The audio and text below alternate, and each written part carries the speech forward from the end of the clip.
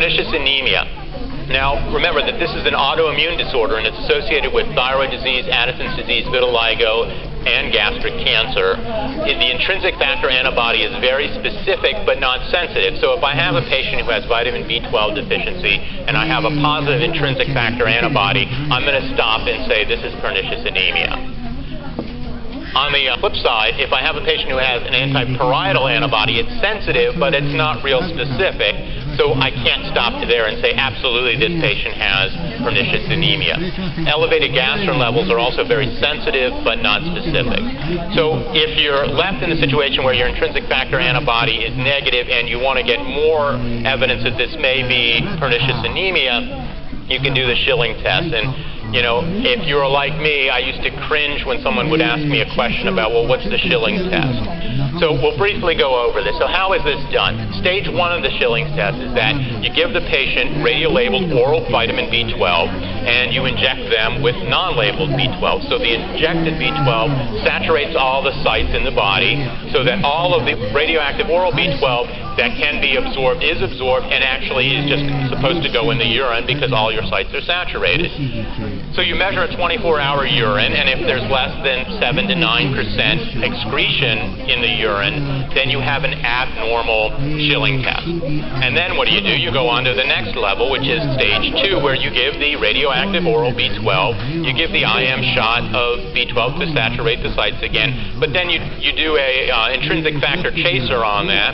So you're giving them intrinsic factor to say, hey, is the problem an intrinsic factor deficiency as you see in pernicious anemia, or you can also see in gastrectomy and things.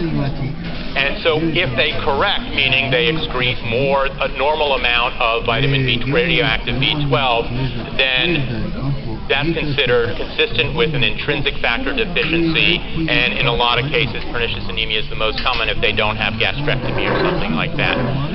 Remember that intrinsic factor is secreted by parietal cells in the stomach, and it helps the absorption of B12 in the terminal ileum. Now, if stage 2 is also abnormal, then you need to think about other diseases like bacterial overgrowth and celiac sprue. And so there is a stage 3 to the test where you can put people on a gluten-free diet for a couple of weeks and then do the test, or you can give patients antibiotics and then do the test and see if it corrects them. Folate deficiency. Now, this is usually caused by dietary deficiency or impaired absorption like celiac sprue or short gut.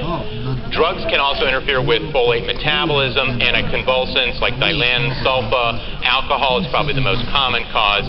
Remember to check the red blood cell folate instead of the serum folate. The serum folate is more likely to represent the meal you just had rather than tissue levels of folate.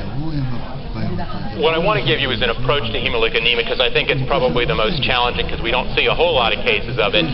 There's a 3-step process that I like to start with when approaching hemolytic anemia. Step 1 is confirming that hemolysis is present, and the things that you see are the elevated reticulocyte count or reticulocyte index, an elevated LDH, an elevated indirect bilirubin, and a lower absent haptoglobin. Now remember, haptoglobin is a protein that's synthesized in the liver, and it binds free hemoglobin. And so if you have hemolysis, there's a ton of free hemoglobin around, and the haptoglobin binds it up real quick, and then it takes it over to the reticuloendothelial system to get destroyed. The problem is that the liver can't keep up with the degree of the free hemoglobin, and so the haptoglobin levels go very low. And so that's another marker of hemolytic anemia.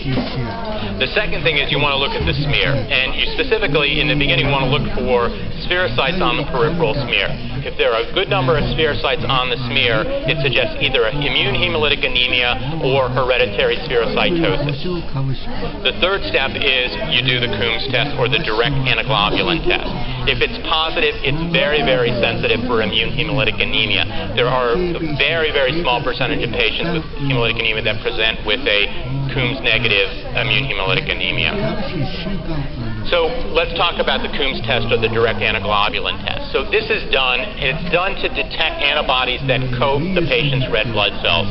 So what you do is you take the patient's red cells and you mix in this anti-human globulin, which basically has anti-IgG and anti-C3 on it. And so you just throw that in there, you shake it up, and If agglutination occurs, the test is positive, and you have an immune hemolytic anemia.